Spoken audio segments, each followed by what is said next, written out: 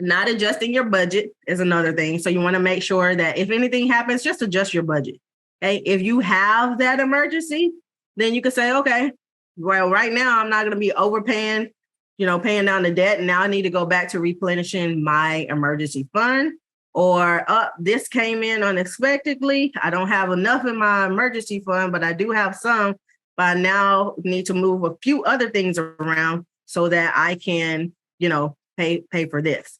And working with the budget allows you to see where your money's going so you can move things around. Okay.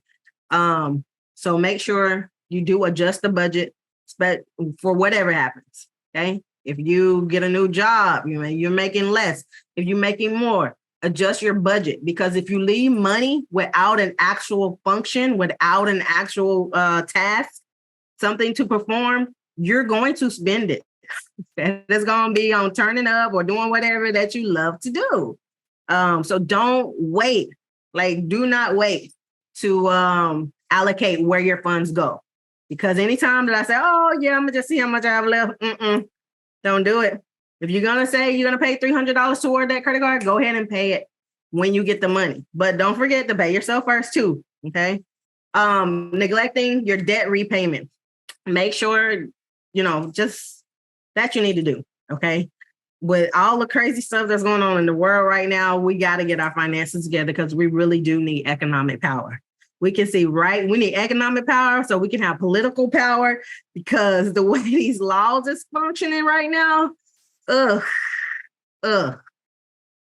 yeah, we need to be able to put people in place, right? But we can't do that if we don't have economic power. Lack of financial goals, okay? Okay. So this is another common mistake on budgeting. Your budget, you don't want to just be budgeting for the sake of budget. You want to have the goal so that your budget can show you're going to make everything function in your budget to go towards your goal. So if one of your goals is paying off debt, then your budget will reflect that. If another goal is to have, $50,000 saved up and your, in case I lose my job, in case some stuff happens, right? Shift happens, right? Then you need to have that you'll have it in a safe place or whatever. But your budget's going to reflect that. Okay. If it is to, have dividend income, or if it is to retire by age 40, what are you doing? What does your budget look like for you to retire early? Okay. Retirement is not age, is just a number, but you can say, I want to retire by age 40. I want to have $500,000 or $1 million. And, my overall portfolio, I want 50% of that to be involved in stocks. I want another 25% to be in real estate. Then I'm going to have some passive income streams, maybe a Turo or vending machine company, or maybe you're doing, just all kind of stuff, right? So you're always have your goals so that your money can actually be allocated towards your goals, okay? All right. So understanding the concept of net worth, really, it's fairly simple, but let me make sure I stay on target. All right. So you want to understand the concept of net worth, right? That's going to be essential for your personal finances, because that's going to measure your overall health. It really is. The actual next slide, I love the picture on the next slide, because you want your assets to be more than your liabilities, but you have to look at all that.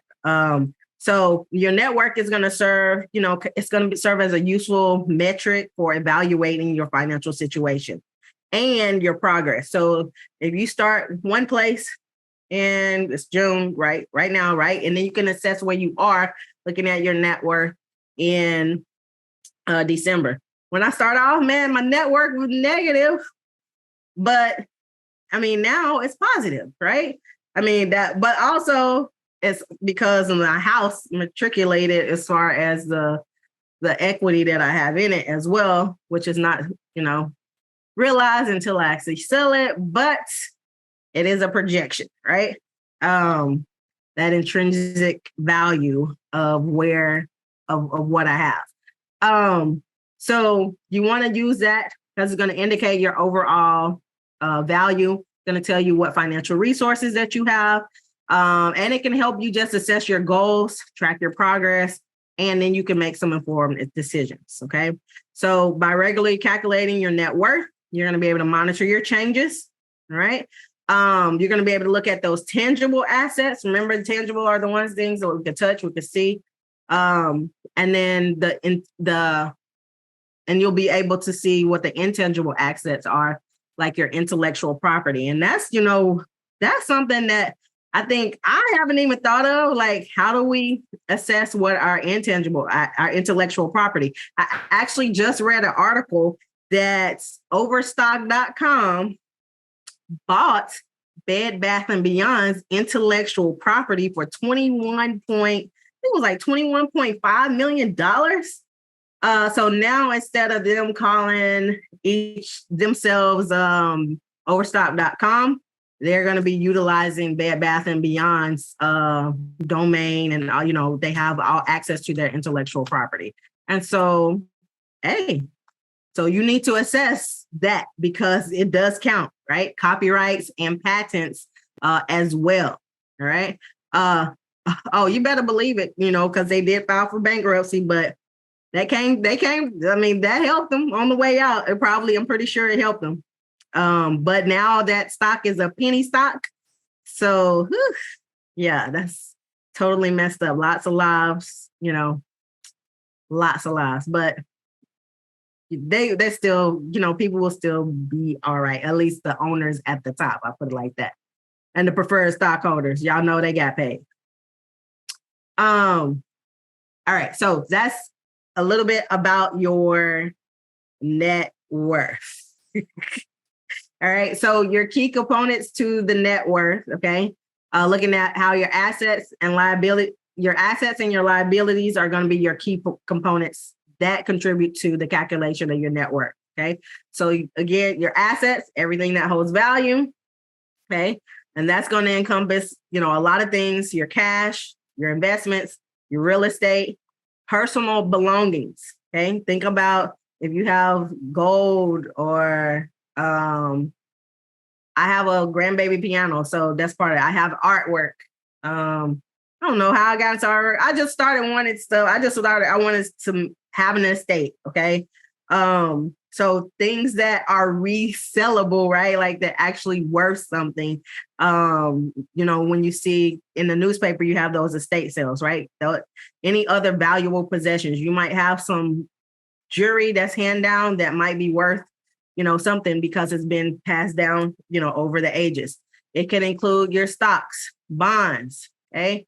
Properties that you own, vehicles, okay? Valuable collectibles that you have. You never know. You never know. I don't know if the little the pops, those little pop figurines, will they ever be worth something? Who knows, right? Baseball cards. There's all kinds of things that some people will pay a lot for. And then you have your liabilities. A 95 Impala. What is it worth? Let's put it in the Kelly Blue book. You never know. Look, hey, you never know. So you can get something. I actually had we had a signed baseball by Tommy Lasorda. He was famous baseball coach. I don't know if he played or not because I'm not a big baseball player, but I just know he was like a top name in baseball. And my brother went and played baseball with that dang old thing and lost the ball. I'm like, yo, you just cost us a couple $1,000, man.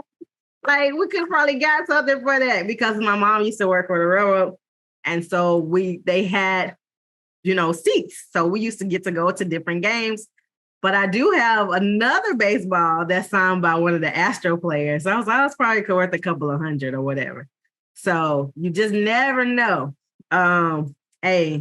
Just never know. You might need to fork it over, but that's part of your collectible, your valuable items. Okay.